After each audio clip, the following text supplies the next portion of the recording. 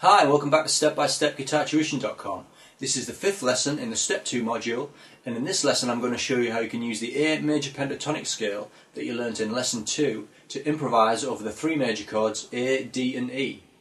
If you still don't feel confident with the A major pentatonic scale, then I'd recommend going back to the lesson 2 just to recap.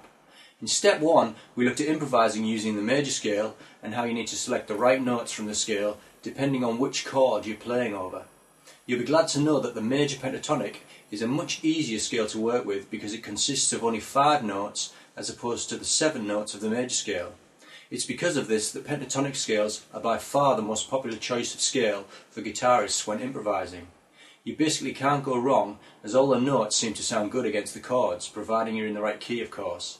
You can listen to just about any popular guitarist, Jimmy Page, Angus Young, Slash, Stevie Ray Vaughan, and you'll hear all of them using pentatonic scales extensively.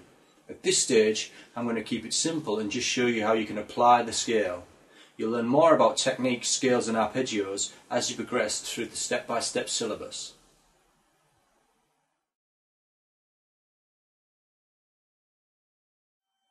Firstly, let's hear what the A major pentatonic scale sounds like when it's played over an A major chord.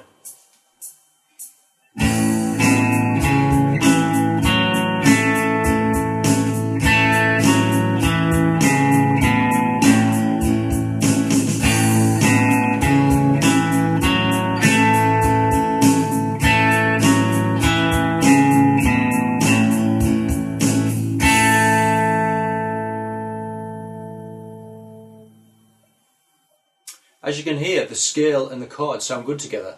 Now I'm going to try and make up some simple phrases using the notes from the scale.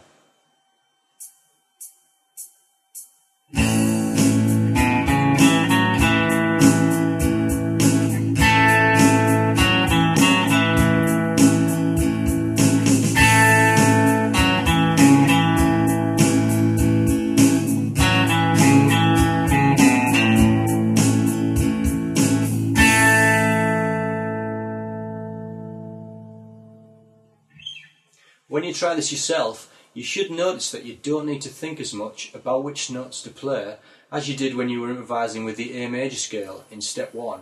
You have a lot more freedom to just play, and that's why the major pentatonic scale is such a popular scale for improvising with.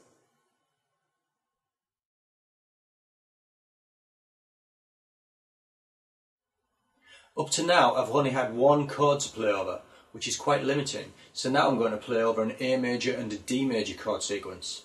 Try not to just run up and down the scale, instead concentrate on small clusters of 2 or 3 notes and see how many different phrases you can come up with before moving on to a different area of the scale. Okay, let's hear what it sounds like.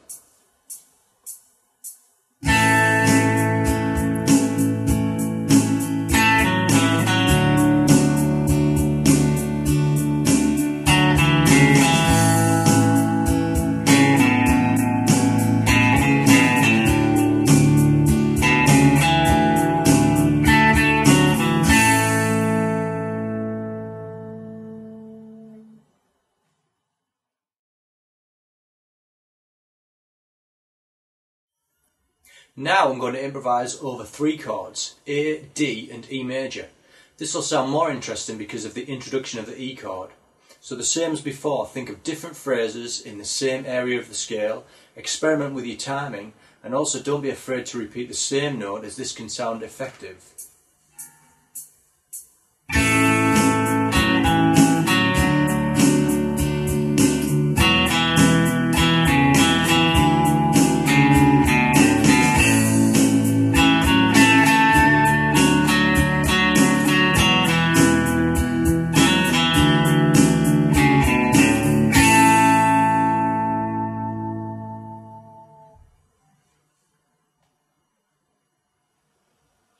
Why not experiment and try combining the A major pentatonic scale with the A major scale that we looked at in step 1. The more you experiment, the more fun it becomes, especially when you start using all the different techniques that we'll cover later in the syllabus. You can find the sequences that we've used today in the notes that accompany this lesson. Also, you can find longer versions of the backing tracks to improvise over on the step-by-step website, or you could try recording your own sequences for a bit of extra chord practice. I look forward to seeing you in lesson 6, where I'll introduce you to some strumming patterns using down and up strokes to improve your rhythm guitar playing. Until then, happy improvising!